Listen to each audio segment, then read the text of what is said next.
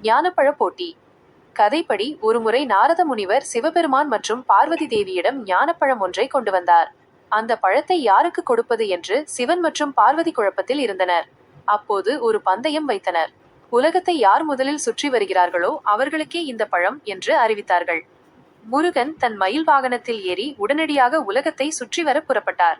அவர் வேகமாக கிளம்பி சென்றுவிட்டார். ஆனால் விநாயகரோ மெதுவாக சிந்தித்தார்.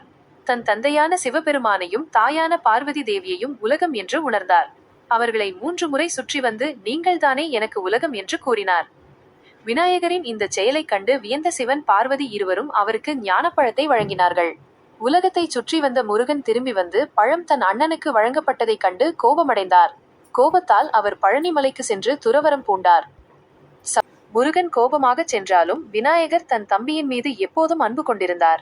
முருகனின் கோபம் தணிய அவர் செய்த உதவி கதைகளில் குறிப்பிடப்பட்டுள்ளது. வள்ளி திருமணம். முருகன் வள்ளியை திருமணம் செய்ய விரும்பிய போது விநாயகர் அவருக்கு ஒரு முக்கியமான உதவியை செய்தார். வள்ளி ஒரு குரத்தி பெண். முருகனை திருமணம் செய்ய முதலில் மறுக்கிறார். அப்போது விநாயகர் ஒரு கிழவர் வேடமிட்டு வள்ளியை பயமுறுத்த முருகன் அவளை காப்பாற்றி திருமணம் செய்து கொள்கிறார்.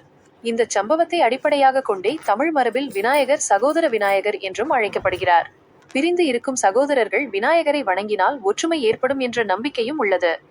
விநாயகர் மற்றும் முருகன் இடையேயான இந்த கதைகள் போட்டிகள் இருந்தாலும் இறுதியில் சகோதரத்துவம், அன்பு, மரியாதை மற்றும் ஒருவருக்கொருவர் உதவும் மனப்பான்மை ஆகியவற்றை வலியுறுத்துகின்றன.